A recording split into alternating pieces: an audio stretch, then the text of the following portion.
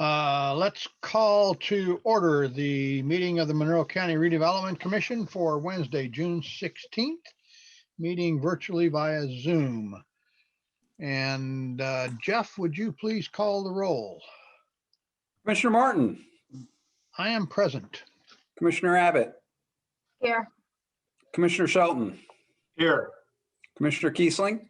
Here. Commissioner Langley. Here. And I do not see Commissioner Tucker as present at this point, but if he sometimes hops on a little bit late, and if we see him, we'll note that for the record. Okay, and we also have Gary Smith here, who is, please introduce yourself. I don't know who you are. Yeah, sure. My name is Gary Smith. A partner with Reedy Financial Group here on behalf of the City of Bloomington to discuss the annex. Okay, got it. Yep. And that's Mike Roker too. Mm-hmm. Yes. Hi, Commissioner Kiesling. I don't know if you want all the various folks from the city to introduce themselves now who are here, or if you would like us to wait till you arrive at that agenda item. Well, since it's almost next, there. why don't you start that? Yes, because we're almost there. Well, I think Mr. we are Chairman, there. Mr. Chairman, you're in charge. Yes, go ahead and introduce yourselves because that's our next agenda item. Great. I'm Michael Rooker. I'm the city attorney for the city of Bloomington. I'm Larry Allen. I'm the assistant city attorney for the city of Bloomington. I also staff the city redevelopment commission. I just want to say, first of all, thank you. We're happy that we have this opportunity to speak to you all. I know there were some questions about the annexation and the TIF districts and how it's going to affect at least 3 out of the 4 TIF districts that you all have for the county RDC.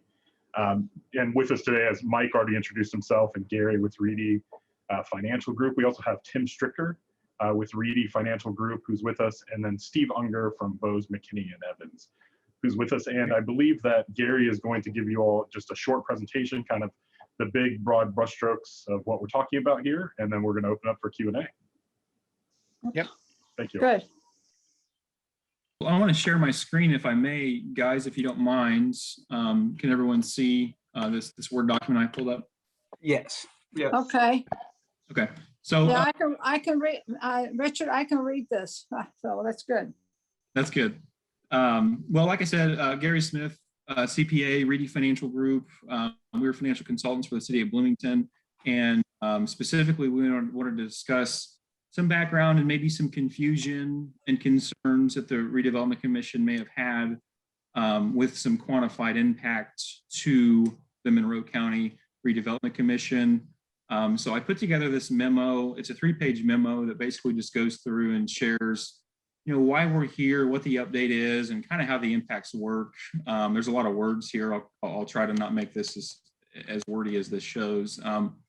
But essentially what you guys may have seen in the past is an annexation fiscal plan with an impact to the Monroe County Redevelopment Commission. And to my knowledge, the impact you've seen is around $300,000. So that would be the impact that the city of Bloomington annexing into the Monroe County Redevelopment Commission, the existing allocation areas, the impact it may have. We've got an update to that. The original annexation fiscal plan has gone through many iterations dating back to 2017. I think we're on our maybe 4th or 5th iteration now. Tim, you can correct me if you'd like. Many iterations, many changes have been made. And the original $300,000 impact in question was simply carried over from that original report. Since then, we've updated it to reflect the actual 2020 and 2021 abstract data. And the actual impact that we've quantified is much less. It's around $76,000 per year. And as I'll share later, it's not really a true impact. It's just more of a reduction in the growth that your redevelopment commission is experiencing. It's not a loss in revenue that you would experience from 2020 to 2021, for example. So obviously that begs the question, you're telling us it's 300,000 and now it's only 76,000. Why? What's the difference? And how would you explain that? And to do so, I think we need to dive into the mechanics of how TIF works. As you guys know, you collect TIF settlement on a biannual basis on June and December. And if we boil it down to the most basic terms, it kind of boils down to one of 2 components that comprise that collection number. There's your incremental assessed value. So that's the AV that you're capturing on a year-to-year basis. When you do your TIF neutralization that's eligible to be captured, they set that to the side. And then what happens is the total taxing district rate at the time that AV is captured is applied to that revenue. Take the total AV, divide it by 100, and you multiply it times that taxing district rate. That's your settlement. That's the number you come up with.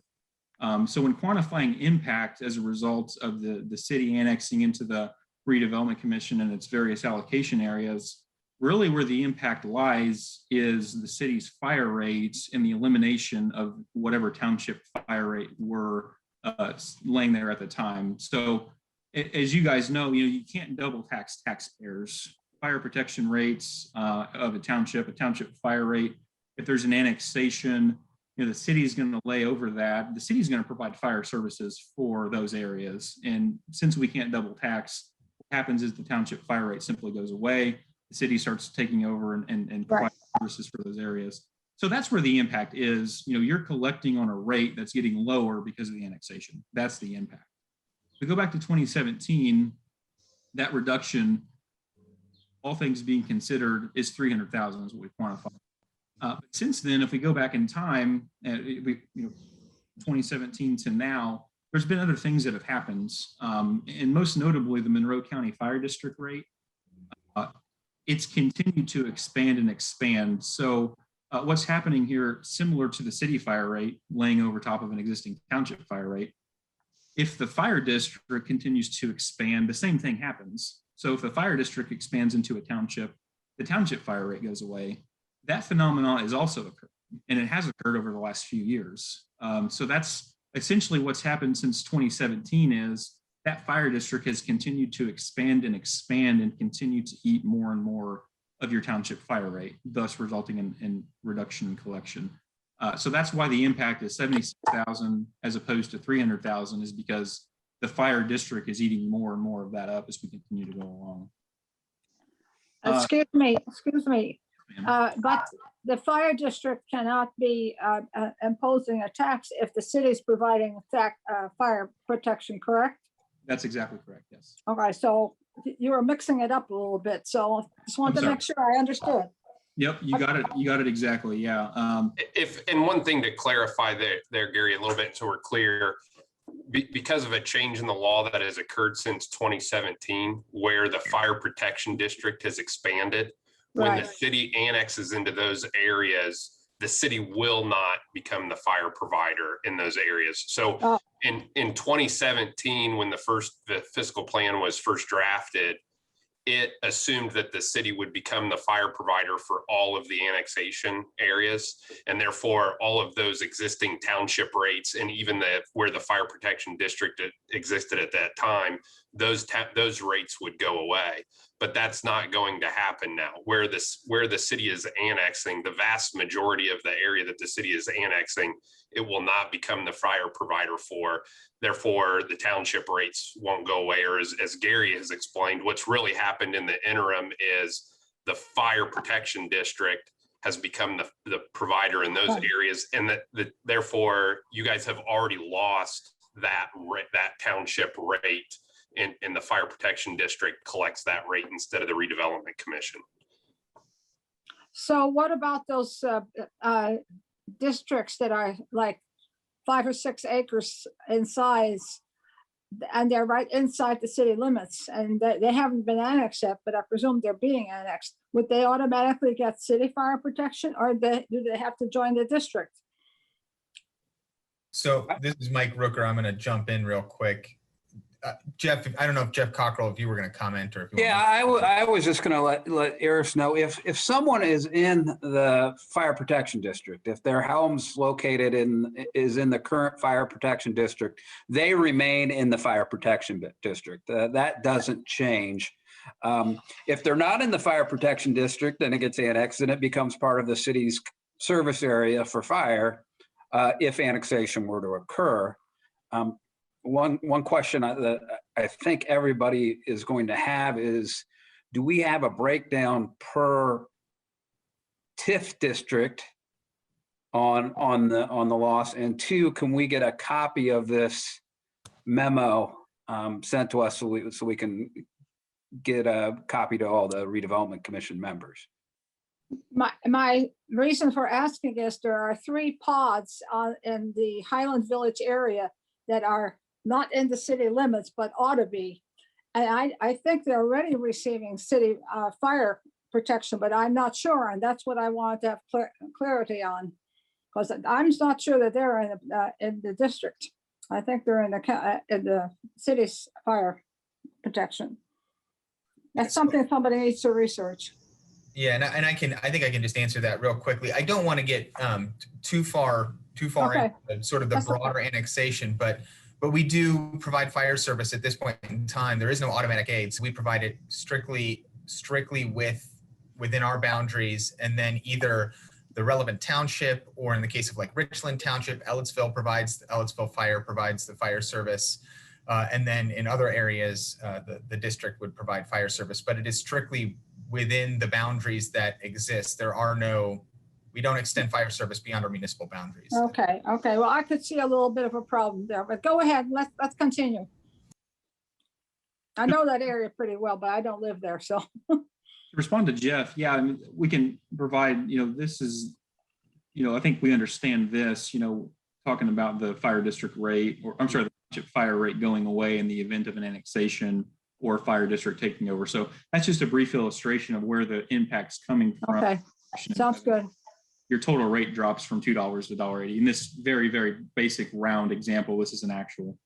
But if we go down, I think this answers Jeff's question, where we start to quantify what the impact is and where this all comes from. So the important question to ask now is, how does the city's impact measure up to the existing fire district impact, and what happens what happens if the fire district continues to expand their boundaries into the remainder of that RT/RC West Side TIF area? So as you mentioned, we want to know what the impact is by allocation area. So we've quantified the State Road 46 allocation area. The impacts from the fire district expansion, as Steve mentioned, 17,770.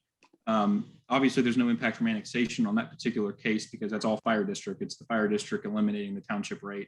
Same thing holds true for PT Fullerton, 64,513. The impact from the fire district eating into that township fire portion. And then finally, where the TIF impact from city annexation comes into play is right here with the RT/RC West Side allocation area. Right now, the fire district does not exist within that allocation area. So that's the case study we're talking about, where we annex into this area and the township fire rates eliminated. What's the impact as a result of this? We've quantified that to be almost 76,000, which is where we started this conversation with. So equally, it's pretty even city impact to fire district impacts. The one thing we wanted to quantify as well was, the fire district's expanding rapidly, and it's done so over the last few years.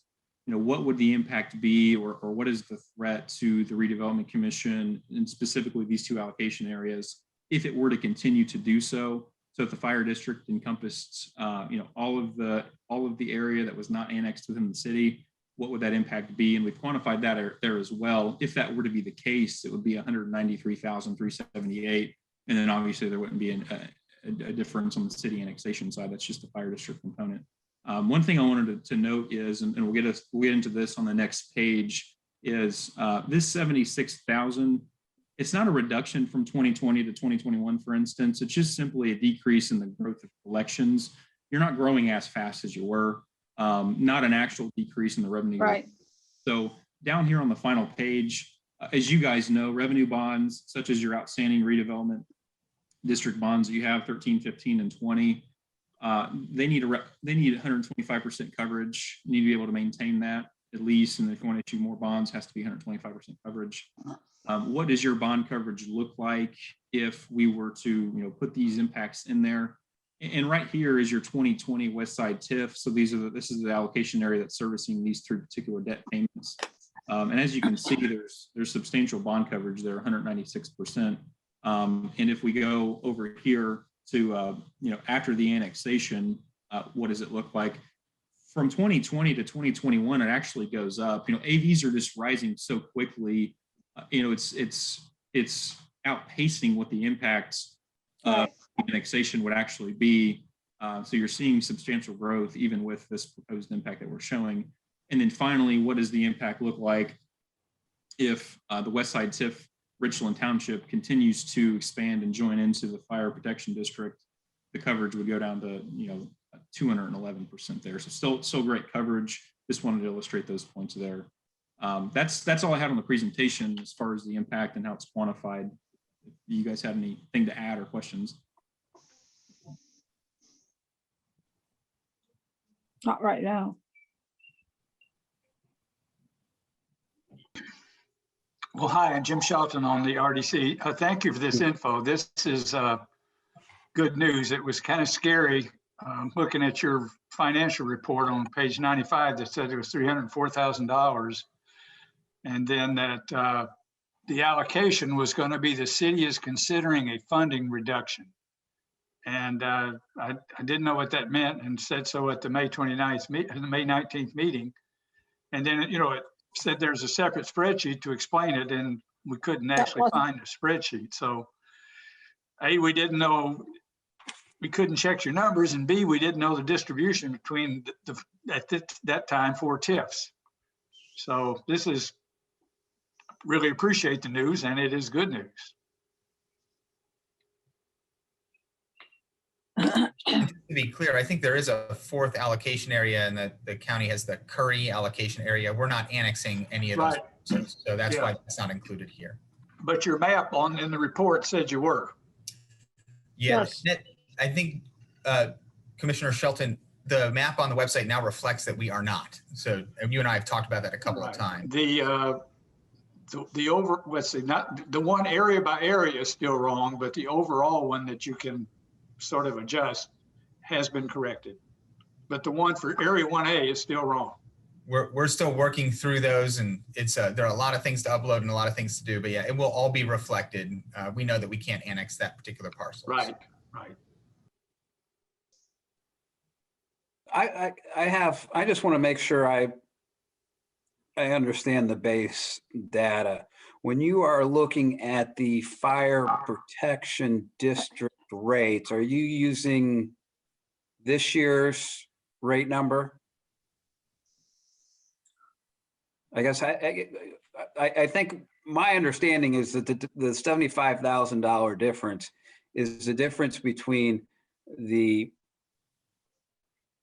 current fire rate for Richland Township and what the city's rate would be for Richland Township, or am I wrong?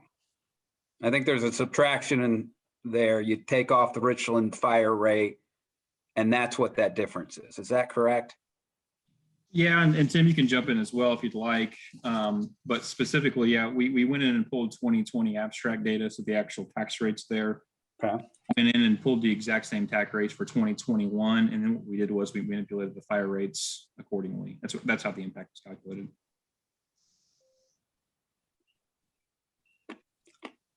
So this was based on, so the 75,000 is based on 2021 tax rates? That's correct. It's 2020 going forward to 2021. Is that correct, Tim? Yes. 75,000 is based on 2021 abstract data. Okay. Okay, let me ask this question then. The annexation will be effective at what point in time? January 1st, 2024 is what's proposed right now. Okay, so for the next 2 years, depending on what those tax rates are, this $76,000 difference will change depending on what happens in those 2 years. That could include the expansion of the fire district, that kind of stuff. Is that correct? Exactly. If the fire district continued to expand, that $75,000 number would get smaller, presuming that rates stayed roughly consistent. So, assuming everyone's taking their 6-year non-farm income factor, they're not issuing any debts, and AVs continue to rise, rates shouldn't change that much. But that's, they definitely could. You're right. Right. Okay. Until the 2024 date, the RDC, the Monroe County RDC, can use the funds that are coming in on the TIF district, and will continue to use funds from those TIF districts into the future until our obligations are paid, correct? Correct. Okay, and until that date, we could do more bonding to increase our indebtedness into the future, as long as it's consistent with our current TIF districts. Is that correct? I believe that's correct. Yes. Okay. Yes. When the TIF district still exists.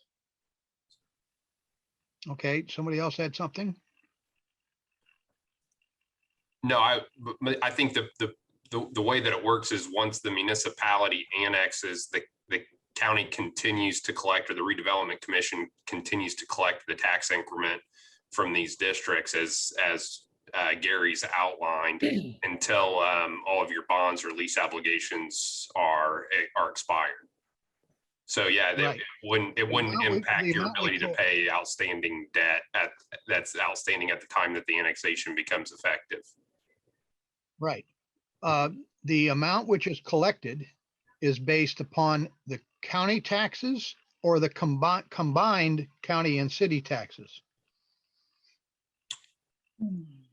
It is all of the, to go back to the slide that Gary had earlier, I'm sorry, the kind of example that Gary had earlier, the county, the TIF district captures all of the rates for all of the various layers that are existing, basically prior to the annexation, not the municipal rate. And that is why if the municipality takes over fire protection service, that's why that is an impact on TIF districts, because the fire rate that you were capturing before, where there was a township rate, that township rate goes away. Okay. That's so that would be why you wouldn't capture that. And that was going to happen back in 2017. Basically everywhere that the city was annexing, but that's no longer the case under the law now. So that's why it's not nearly as big of an impact as it would have been back in 2017. Right. But we've already lost it because of the fire district and the way they tax different than the township districts. Basically, yes. You've seen a large portion of that impact from the fire district already. Yeah. So we can create new obligations until, well, the question is, can we create new obligations as long as the TIF districts are operational? They each have a lifetime, a specified lifetime.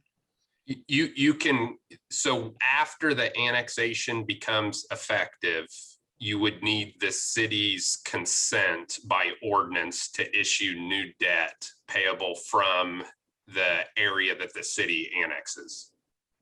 Okay. And I would, just for an example, the West Side TIF already has a portion of it, of the original TIF district that was annexed by the city, kind of where Lowe's is. So every time we issue a debt in that TIF district, we already go to the city council for discussion. Okay. Right, I remember you going when last time we did that. Yes. Right.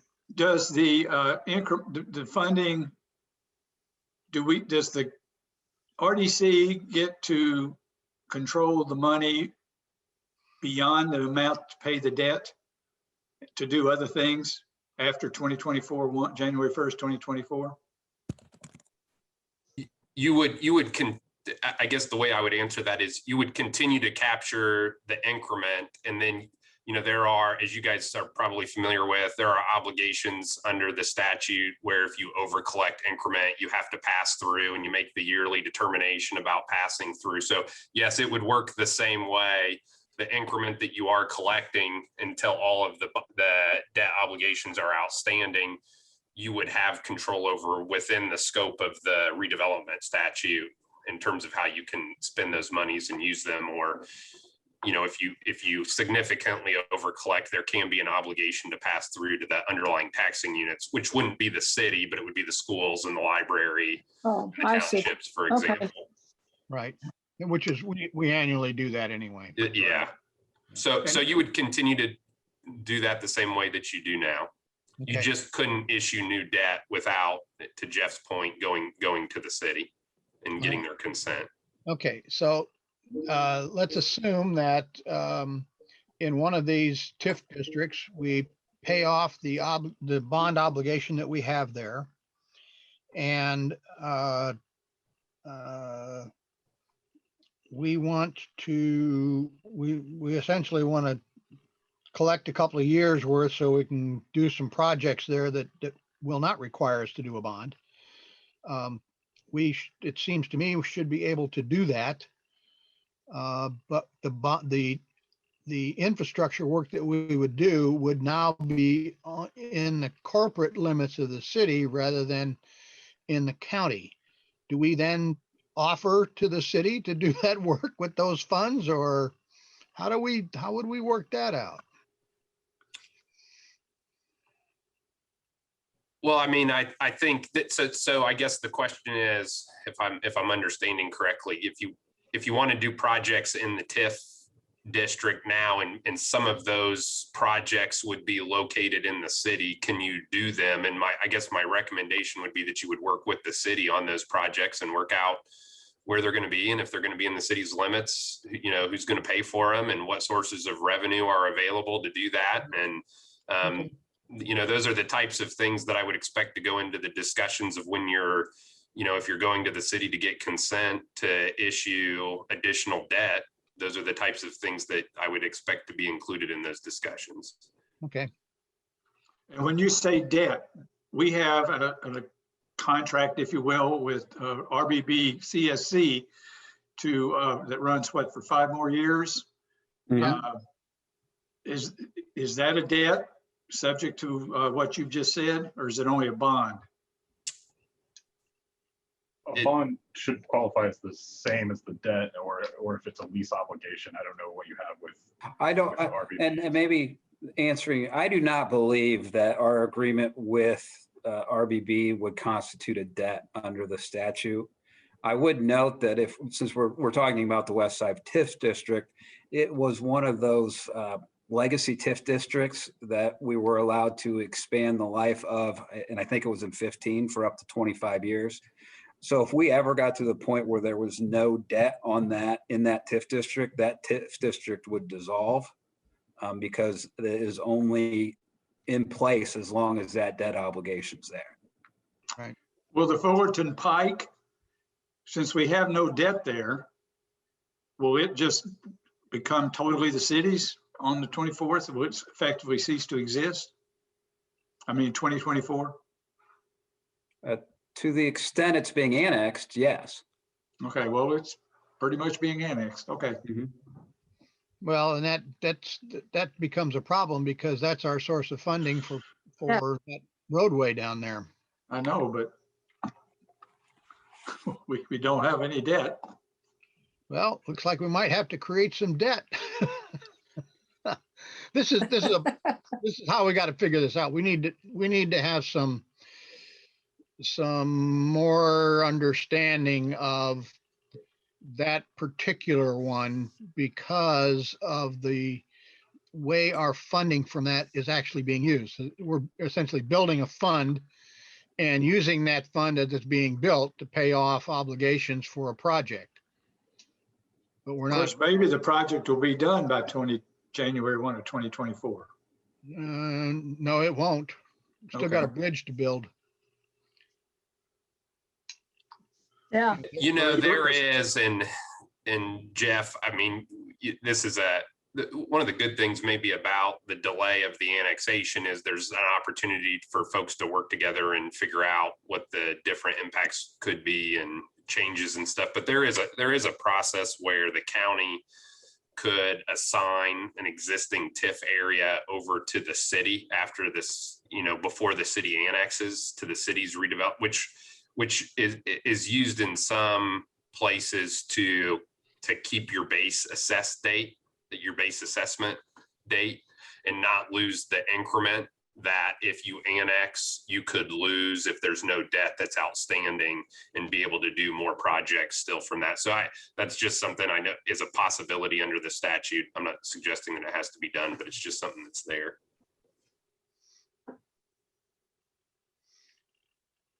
Yeah. Okay. I think we have a reasonable understanding. I'm sure that more questions will arise as we go forward. Right. The thing I take from this is that from our perspective, we've got a list of things we want to get done. We should just proceed like the annexation is not occurring because we don't know where it is in fact occurring in detail. And as we get closer to any date at which it becomes effective, we can assess our situation as we go along, but we just need to make sure we're in contact with the city folks to make sure that we understand what their expectations are and they understand what our obligations are. And I think maybe to echo that, I agree, but I also think within 60 days from the public hearing, we will know what the annexation is going to look like, because that's statutorily required. They got to wait 30 days, but they have to approve it within 60 days of that happening, which would, I guess, we'll look at September being the rough time frame where any decision would have to be made. If any of the city attorneys think I'm wrong, let me know, because I'm sure they've looked at those statutes a lot more than I have. Just to be clear, Jeff, Mike Rooker, city attorney, so just to be clear, October 3rd is our drop dead date, I believe. Okay. If the public hearing goes forward on August 4th, and we have no reason to believe it wouldn't, then October 3rd would be the drop dead date. So a lot of the gray can get cleared up in a few months is kind of my. Okay. Well, I think the biggest thing that this has cleared up for me was I was worried about not being able to pay to connect to Vernal Pike, and it looks like what Richard says is the case. We just proceed like this wasn't going to happen until it does. Yeah, we just keep moving ahead. I mean, there are no projects that we have looked at that I think would pose a problem for the city. I mean, the connectivity we're creating is a problem that exists, whether it's a county problem or a city problem. And we have a way to address how we fund resolution of that situation. So. And the mayor came to the Chamber's Advocacy Council meeting last week and agreed that those roads that we're trying to do are important, and the city wants to see them done also. Yeah. Oh, that's good. Could I ask who's ever sharing the screen if they could stop the share, because I was just thinking that actually. Sorry about that. Looks like Gary's got it. Yep, I got it. Sorry. If I may just add really quick, oh, sorry, excuse me. But what about Fullerton? Are we going to get caught there in terms of where we're spending our money to expand and so on, and what the city is going to be annexing over there? I think that may be something that Lisa and I will need to get together and look at and maybe report back to you guys in July. I don't know if we've looked at that, unless Lisa, you nod yes. I'm going to assume we haven't looked at. I'm sorry, I missed her question. Basically, the Fulton Pike TIF funding, how if this annexation would go through, how that would impact that project. Well, the letting is in the fall of 2022. Depending if that stays that way, which we're on target for it to be that way, the project would not technically close for, it can have up to 2.5 years for a federal aid project to close. So you would have financial obligations to finish out the construction of that project. A lot of that project is being paid for from our major bridge fund also, especially since the TIF funds went so far down in the past couple of years from Monroe Hospital. So so yeah, I mean, we would have probably financial obligation for the Fullerton Pike project until at least probably through 2024 to 2025. So we'll have to take a look at that again. Okay. I don't have any more questions for them. Do they have any questions for us? Mike? Gary? No, but I would like to reiterate Jeff's request that you send us a copy of that memo so we have a chance to actually read it, because, you know, clearly we haven't had a chance to see it until now. That's right. Thank you, Lisa. I just forwarded it along to Jeff. So Jeff, if you would just distribute that to everybody, I think it should be in your inbox. And has somebody captured all the names of the people that are here today? Since it's a large list. I believe I have. So you got And 19 or 20 people on your list? have not 19. Then you're Is missing. there some. anybody else in attendance that we don't know? Public? Well, I'm sure Jeff can see him. I mean, Jeff McKinnon's here, Alex Crowley, Penny Githens has joined us. 'Cause I don't know. I can't see it. Oh, okay, well, Brianne Gregory's here. And Okay, when so I I- look at the recording of the meetings, I can see all the participants. I just went ahead and captured the participant list. Oh, okay. I'll put it Nothing. in an email to somebody. Okay. Let's see. So do we have anything else about this discussion of the annexation? Well, let's just, if we decide we think we need to connect Jonathan Drive to the Profile Parkway extension, which hopefully is going to be open any day, right, Lisa? Who should we talk to at the city? Should we talk to Wayson or you, Mike? Or we wouldn't be needing your permission, but seems like we'd want to tell you about that.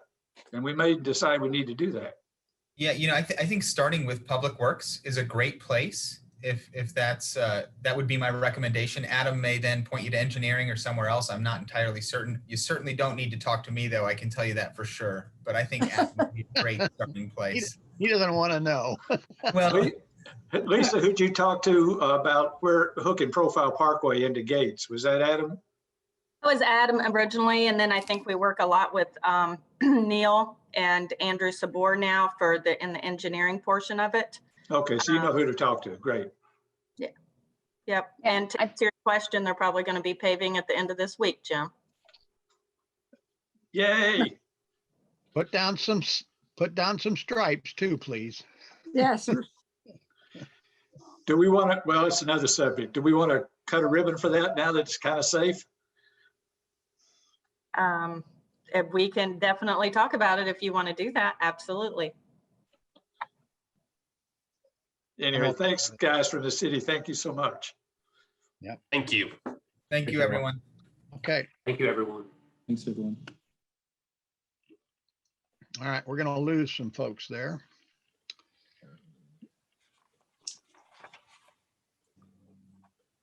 I noticed that Penny has joined us. Do you have something in particular? We would normally save those kind of comments for the end, but if you need to step in here and say something, we can certainly take that at this point. No, thank you. I'm sorry I was late. I was at a Parks Board meeting. I just was trying to understand more of how annexation is going to impact the county. Yeah, I'm here to listen. Yep, I think we all are trying to figure that puzzle out. Okay. Our next item agenda, if we're done with the city annexation discussion, is the supplemental agreements for the Vernal Pike connector. And Lisa, you want to try and explain these to us? Yeah, let me grab my paperwork here. I think I hopefully got some extra information for you. Oh, good. So the first one is, we can do the one that's for engineering. And basically, we have gone back and forth with the design of this project. And as you are aware, we had done some, we had actually added an additional bridge to this project when we started designing it. We went back and looked at some different other options, and that's kind of why it's taken us a little bit longer to get to this point. The project was getting a little bit more expensive than what we were wanting. Lisa, which project is it? I don't have it in front of me. This is the Vernal Pike Connector project. Okay, that's what I thought. Okay, just thought I'd check. Thank you. So the supplemental for engineering is at an additional cost of $57,000. $36,000 of that is for evaluation of 3 options for cost savings, coordination with geotech subs, evaluating bridge extension to span over the poor soils, evaluating the railroad right-of-way, developing new profile and exhibits for the removal of the conspan structure, updating surface model with new profile and templates, develop quantities and estimates without that conspan bridge option, develop preliminary geometrics. And then the other 21,000 was for comparing the tie-ins to the adjacent parking lots, adjusting profile for tie-ins to central supply, updating drainage structures, updating plan sheets, checking drive site distances, and update cost estimate.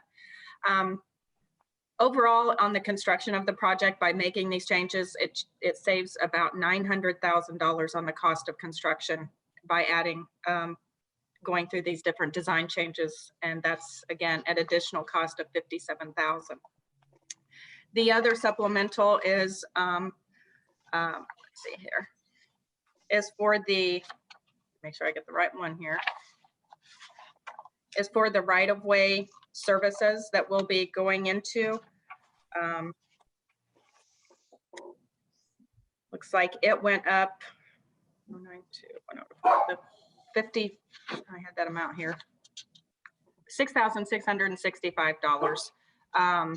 Again, we had to make, we added on an additional parcel, so it increased the appraisal services, the review services, the buying services, when you add another parcel. But again, I do want to say, just in the construction portion of this, which also usually affects your construction inspection, it's saving the project about just under $1 million by making these design changes and then adding the additional right-of-way services. And we are ready to go into right-of-way acquisition at this point after we, if the supplementals are approved. I ask you a few questions. Okay. What is an MSE wall? I was going to ask the same question. Richard, that's engineering questions. I can get the answers for you on that, though. I hear it pretty much about every day on our projects. Yes. Water something. And it has to do with Mechanically this. stabilized earth. Yeah, it's usually a retaining wall. That's what I was getting ready to say. It's usually a retaining wall to help stabilize. Right. It's just, I don't know why they called it an MSE. It probably has something to do with the way it's, the material or the way it's Well, fabricated. McKim said it says But mechanical. McKim said it's mechanically something or other, so. No. Mechanically stabilized Mechanically earth. engineered structure, Mechanically stabilized something earth, like that. Thank according you. to Jeff. Ah, Thank you, okay. Jeff. All Thank right. you. Thank you. All right. Jim. So it sounds, okay, we at one point, we're going to have a bridge to connect the 2 pieces of the hiding property, and we're not doing that now. Is that correct? That is correct. Is that, okay, so that's the bridge that got taken out of this thing. That is correct. The other one, yeah, the other one had to do with the railroad right-of-way. Now, do we have a difference of opinion about what their right-of-way is at this point? No, Is that what's got to get surveyed? no, I think it's pretty common. Anytime, so sorry. Anytime that we deal with the railroad or we're going over the railroad, we have to do the right-of-way services for those projects. It doesn't have to do with really discrepancies, but they are very much involved. Okay, so our issue here is that we need to do some more survey work to find out exactly where the right-of-way is, so that the bridge has to span the entire right-of-way. Is that correct? Yes, over the Yes. entire right of way. And then it has to do, of course, in there for the design of the retaining walls and the easement required to build north of their abutment. Okay, all right. So that's the issue that needs to get resolved completely then. Mhm. And making sure they got some earth to work with. Okay.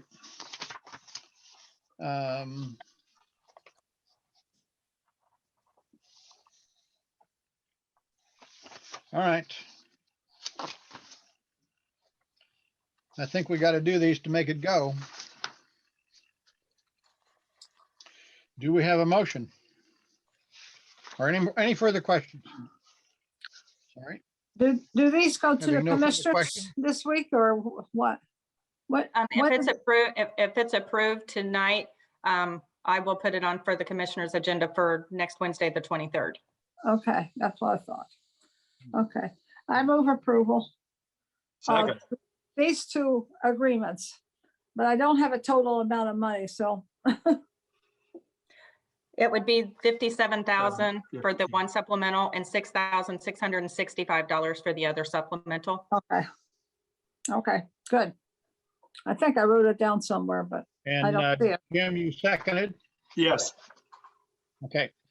So we have a motion and a second to for the approval of the supplemental agreements 1 and 2 regarding the Vernal Pike connector. Jeff, would you please call the roll? Commissioner Martin, Yes. Commissioner Abbott, Yes. Commissioner Shelton, Yes. Commissioner Langley, Yes. Commissioner Kiesling. Yes, Motion is approved, 5-0. Okay. Thank you, everyone. Okay. Next on our agenda is approval of claims. Jeff, did you not have the other We contract? I'm sorry? I did not have it prior to the agenda going out.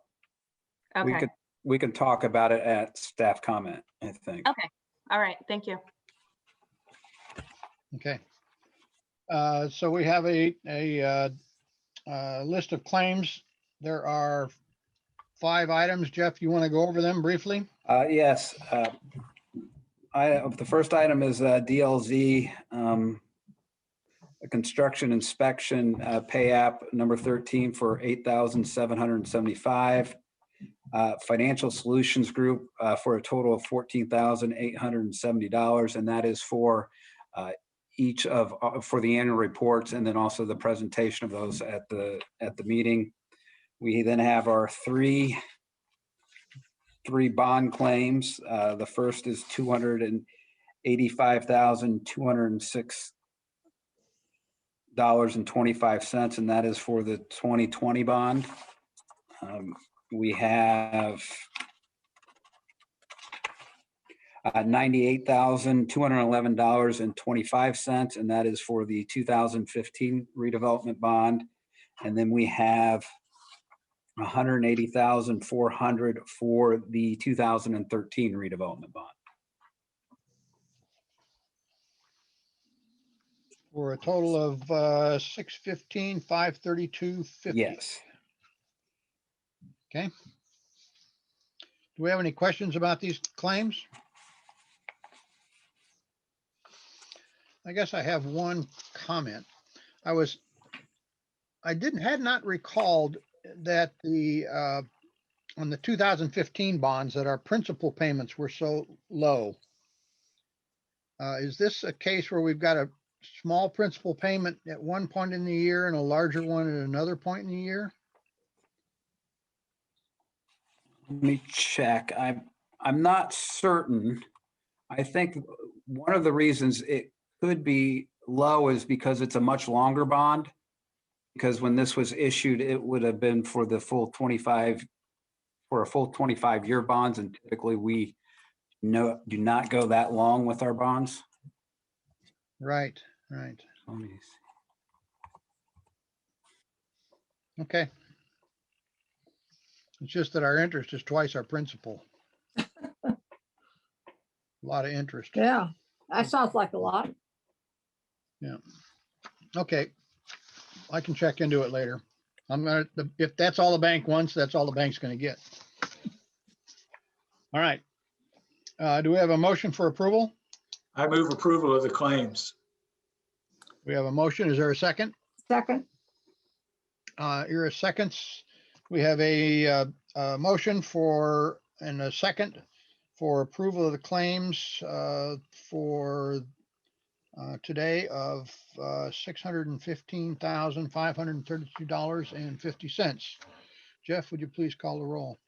Commissioner Martin, Yes. Commissioner Abbott, Yes. Commissioner Shelton, Yes. Commissioner Kiesling, yes, Commissioner Langley. Yes. Motion is approved, 5-0. Okay. Our next agenda item are the minutes for the May 19th meeting. You should have received these in your packet. I did find, I looked at them very briefly, but I went through them quickly, so I don't know if we got everything right or not.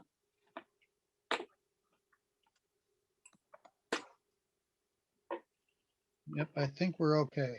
Looked good to me. Yeah, when I read through them, they were, I'll move approval. okay. We have a Second. motion for approval and we have a second. Jim, you second? Yes, sir. Yes. Yes. Okay, we have a motion and a second for approval of the minutes of the May 19th Monroe County Redevelopment Commission. Jeff, would you take the call, roll call, please? Commissioner Martin, Yes. Commissioner Abbott, Yes. Commissioner Shelton, Yes. Commissioner Langley, Yes. Commissioner Kiesling. Yes, Motion is approved, 5-0. Richard, I just have one thing to note. In the minutes, it talks about sending out the link to the recording of the residential TIF webinar, and that is available on our website. that's right. Thank you, Jeff. Thank you, Lisa. It was very interesting. I listened to most of it, but I haven't under this version. I received an email about it too. The Yes. link to it. We're starting to get quite a bit of activity with that ROI investment we've made. Good. Okay. All right. Do we have any public comment? If you please raise your hand, but give me a moment to get my participants list back up so I can see it. Okay. Do we have anybody in the public who would like to speak? Ask us a question, complain about something we're doing. I think Mr. McKim has his hand He has his raised hand literally in the Real, screen. yeah, his real hand is up. Thank you very much. Actually, I just wanted to make two quick comments. First, to thank you for inviting representatives from the city to come and explain the numbers that did seem quite mysterious and unjustified in the initial fiscal report. This was extraordinarily useful in explaining exactly where those numbers came from. So I think that was a very effective intervention that didn't take too much time. Also, may I just share my screen very briefly? That's not up to me.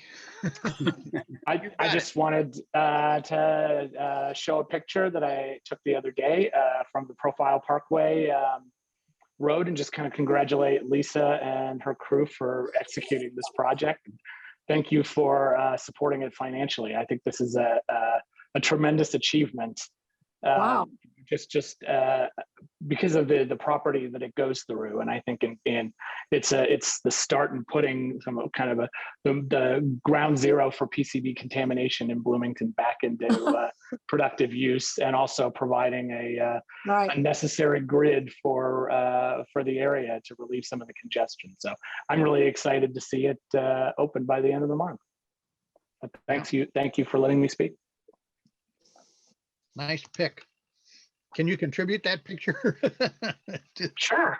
To Lisa's portfolio of good Give pictures. it to Lisa. Give her a picture of it.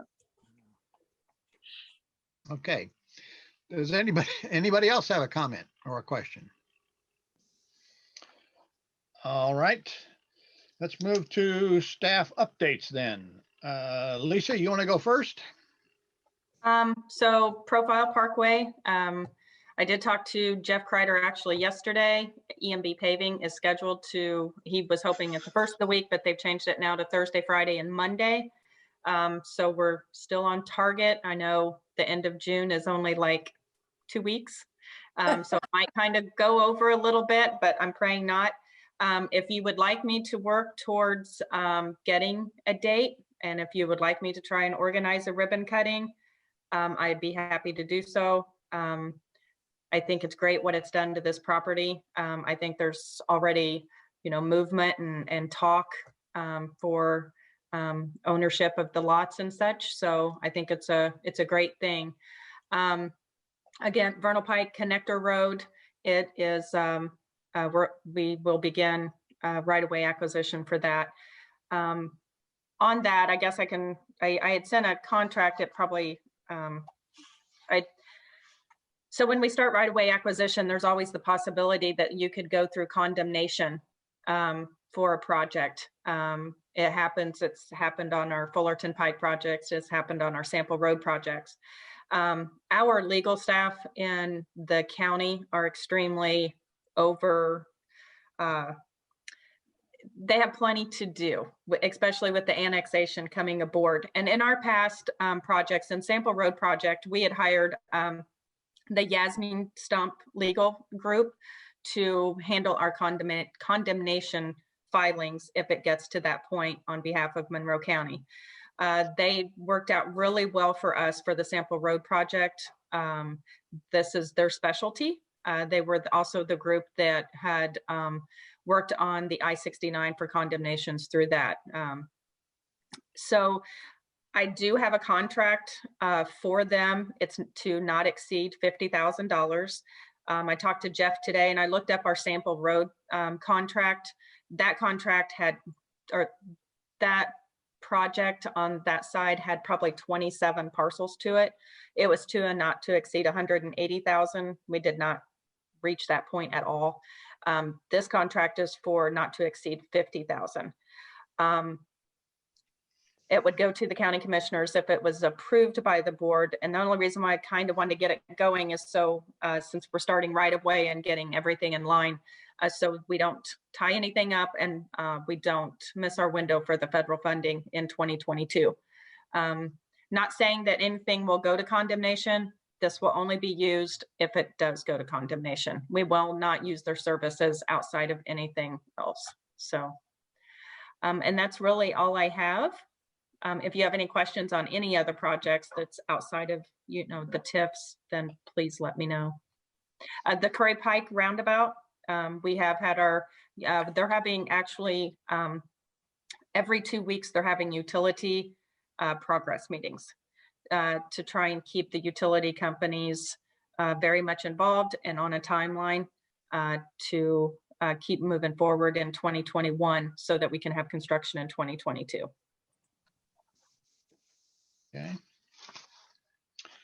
I had remembered seeing something about the condemnation issue in the 2 agreements we did already. Essentially was making sure that the engineering firm would have information available for them when they needed it. Yeah, and that's basically how we handled Sample Road. That was a different consultant, but they're very much involved of working together since they are the design firm. Questions that maybe property owners would have or changing the design, or if there could be modifications made, and that's why the consultant is involved in that also. Right. Okay. Do we need to take any action for that agreement, or is that strictly with the commissioners? It would be up to you guys to approve it first, just like the supplementals, Okay. because you guys, You'd be coming to us in July for that then? Unless you want to approve it today, but I can bring it back in July. Yeah, I think we'd want to see it, and that's fine. Wasn't on the agenda, so. And I don't think we're going to start any condemnation in the next. No. 30 days, no. But Yeah. FY22 starts in a couple weeks, right? Yeah, the fiscal year for projects start July 1st. So. Right. Yeah, that's right. But yeah, I will get it back, or Jeff has it now, so he can put it on the July agenda. Perfect. Yep. Okay. Let's see. Any other things update from you? I think everything else is in pretty good shape. Unless you guys have any questions on anything. No. Well, guys, Jeff, do we want to cut ribbon or not? Only reason I want to do it is because it brings attention to the fact that this is done. And Yes. a little bit wider. I nominate Jim Shelton to be our official ribbon cutter. No. I think the commissioners ought to cut the ribbon with Lisa. I'll be happy to be there, but Okay. Well, I'll cut it, but it seems like the commissioners ought to cut it. well, Penny, are you interested? Should be all of you. Yeah, all of us in the county commission. I was going to say, even it's not just the current commissioners that made this happen too. So Yeah. Right. I mean, we could certainly get it organized if you think the commissioners are going to be interested in participating. I would think they would. Okay, I will work with the contractor, kind of get a rough date to where even if it's done, then we, could wait a week or, 3 or 4 days to get it scheduled. Is there a preference of day or evening for this? Just to kind of, I can send a doodle survey, so. Yeah, I Sounds want good. to do that. Okay, I will get on the works on that. Okay. All right. Thank you. Yep. Okay. All right, we're down to commissioners' comments. So I will run through our list. Lisa Abbott, do you have any comments? I do want to encourage you guys to look at the residential TIF webinar if you haven't had a chance to. I also want to clarify something because Richard had implied the county's investment. Just to be really clear, the county is not invested in the organization that I work for. And so, but we have done a lot of housing webinars, and I would love for you to take full advantage of them. And then I would really like for us to look at the map that the city is, considering for annexation and talk about residential TIF. We do need additional housing and additional housing types, and we do have an infrastructure issue. So I would like for us to have further discussions about the possibility of doing that. So that's my only comment. Yep. Okay, thank you.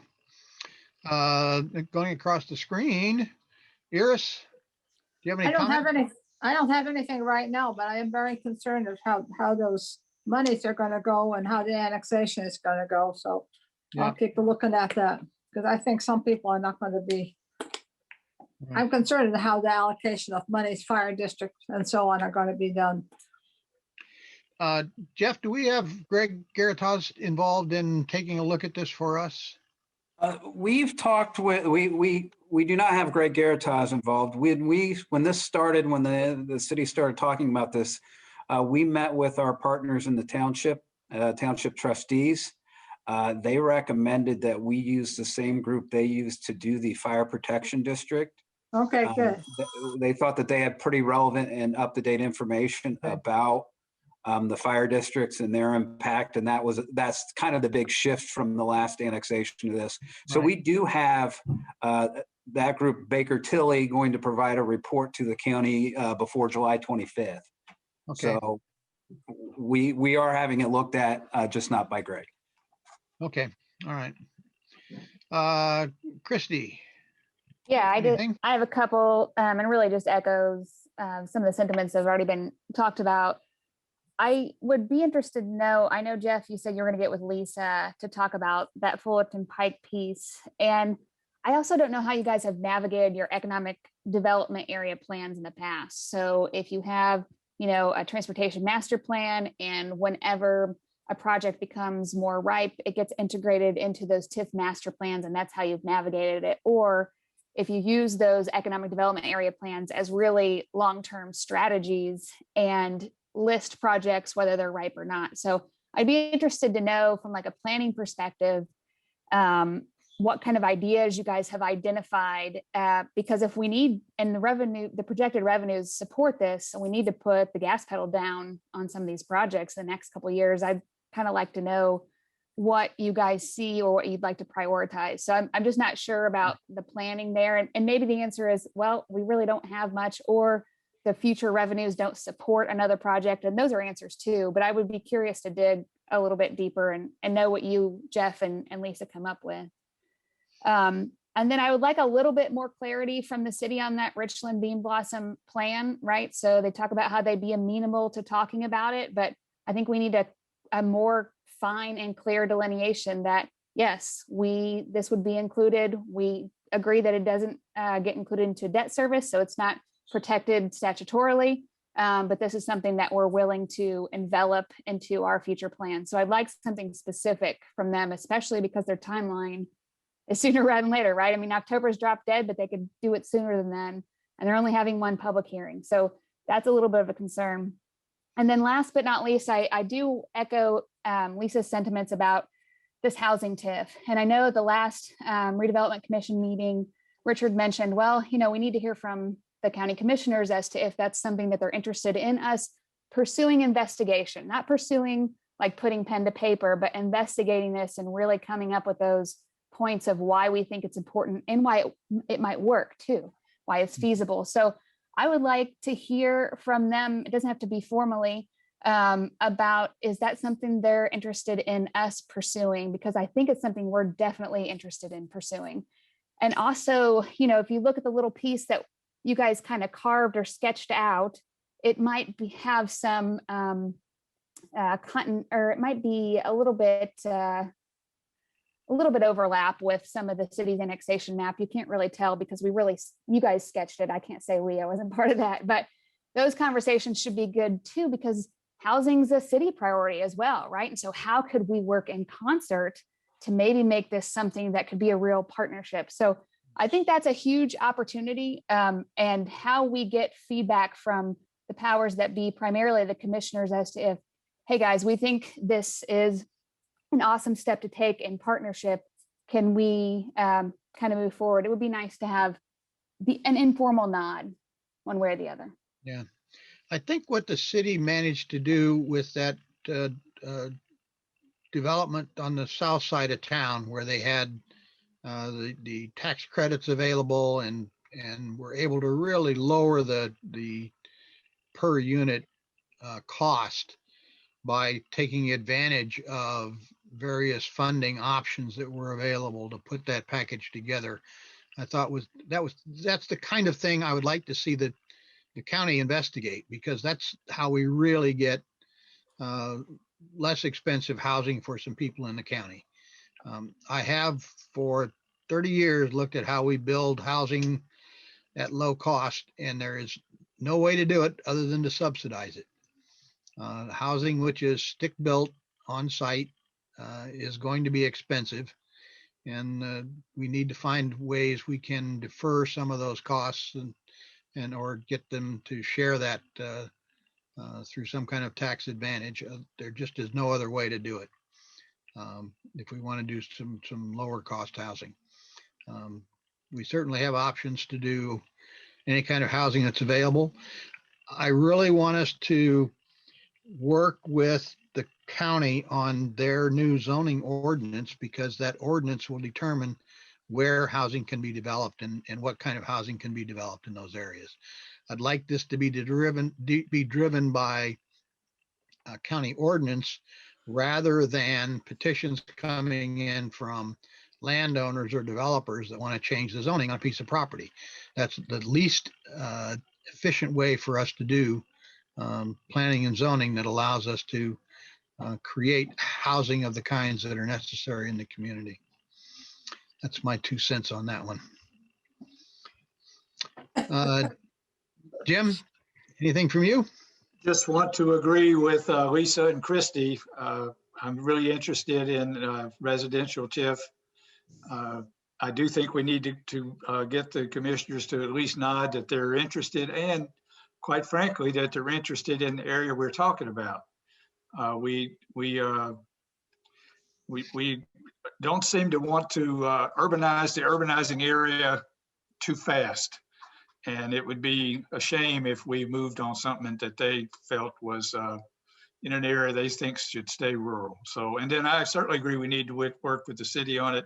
Mr. Crowley has chosen to stay on this meeting and keep up with what we're doing. So Alex, we'd like to talk to you guys.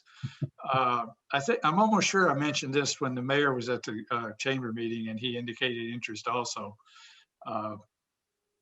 we just need to figure out how to do it and have the will to go do it, I think. Yep. I think that's exactly right. All right. I think then we've run through the commissioners. You heard my comments there. I think we made some good progress today on this, understanding the annex situation a little bit better. This is going to be a recurring theme, I think, for us for several years as we try and figure out what we can get done and how we're going to get it paid for over the next 2 or 3 years, and what kind of obligations we're going to make for the long term. Does anybody else have anything they'd like to say? I will open it up for anybody. Jen, Penny? Well, one, how are we going to meet next month? We're probably going to be the hybrid. Probably, unless the commissioners extend the deadline through July. Well, it's really the governor, right? Really The governor. I would not anticipate that. I would anticipate having the hybrid style meeting next month. Yep. I was not shocked when he extended to July 1, but I would be surprised if he extended it beyond that. Yeah, I would too at this point. Well, I like being able to see all of you by Zoom, so it saves a lot of time coming and going, especially when people live far. Well, remember, we got to have 3 of us there. Yeah. Penny has something.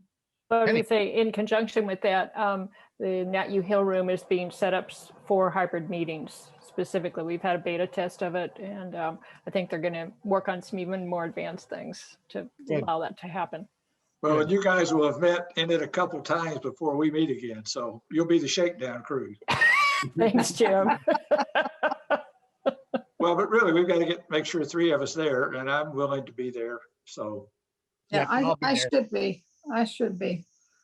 Okay. I have one question for you, Jeff, on these meetings and the Zoom. What I didn't read in the minutes is, what if one person is out of town for the meeting and cannot get there? Can they still, do they have to announce, excuse me, I'm losing my voice. Does that mean that they have to count as a Zoom meeting, or is it that because they can still, it bothers me because it says only if you're sick, you can be counted. But I'm also thinking that sometimes some of us are out of town. I think it's important to note that in the meetings on the list, we said there is a statute that says if you're unable due to illness, or there are 3 or 4 different categories. I don't that meeting you can do electronically no matter what. The standard rules are 50% of the membership have to be in the meeting. If you have that in person, if you have that, then other members can participate electronically. You can participate in up to 2 electronic meetings in a row, but each individual has to attend at least half the meetings in person. So in your scenario, if you are out of the state for that meeting, you can participate electronically, right? So long as you had not participated electronically the 2 meetings before. Oh. So you can't do 3 in a row. That wasn't clear in the minutes. So you might want to read those minutes again and see if they're clear. Okay, that's all I have. Sorry. Thank you, Penny. Okay. All right. Any last comments, questions, issues? If not, I think this meeting has come to a close. Do we have a motion and a second to close the meeting? I move we adjourn. Second. We have a good motion and a evening. second. We are adjourned. Yes. Hi, all. Thank you. Good evening, everybody. Good evening. Bye-bye. Thank you. Good meeting. Bye-bye.